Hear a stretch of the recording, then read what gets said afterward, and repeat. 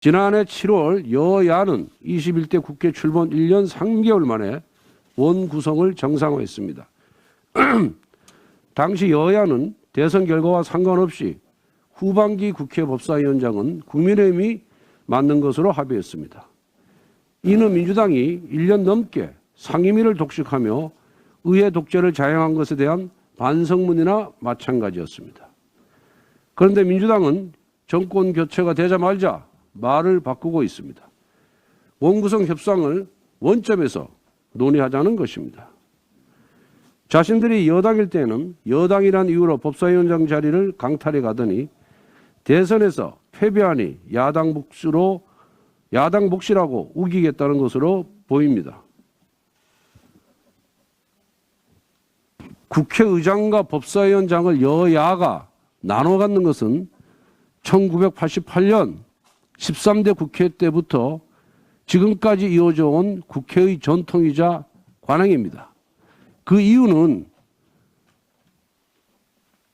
국회 운영과 관련해서 가장 큰 권한을 갖고 있는 국회의장과 법사위원장이 한 정당이 다 차지하게 될 경우에는 의회의 독재로 흐를 가능성이 높기 때문입니다.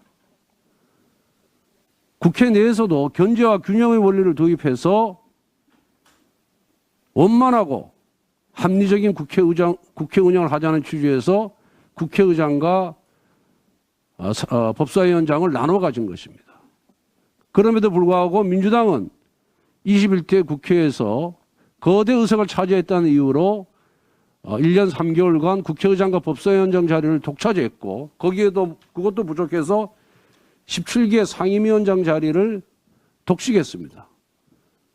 그 결과 의회 독재, 입법 독재라는 비판이 거세지자 이번 대선을 앞두고 여론을 반전시키자는 차원에서 법사위원장 자리를 후반기에는 국민의힘에 주겠다라고 약속을 했던 것입니다. 그런데 민주당의 원내대표는 이렇게 말씀하십니다.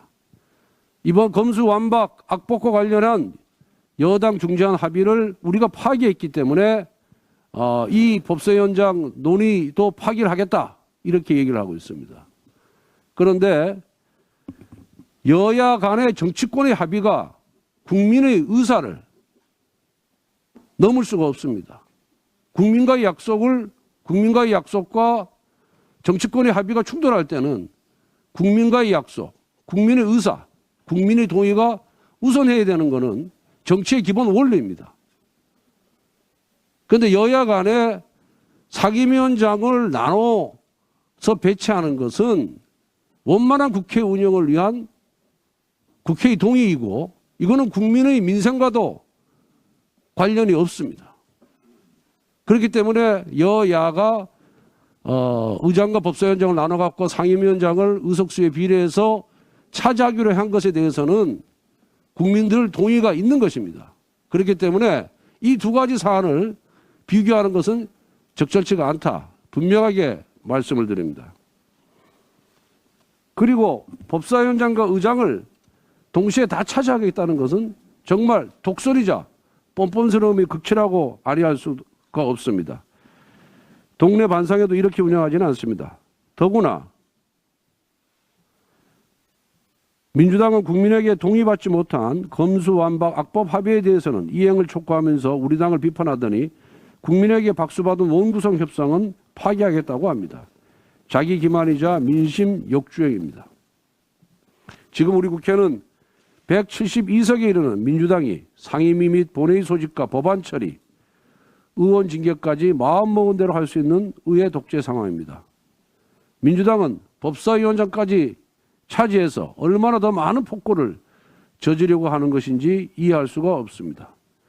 민주당의 원구성, 협상 파기 선언은 정당성도 명분도 없습니다. 국민 눈에는 치졸한 대선 분풀이로 보일 따름입니다.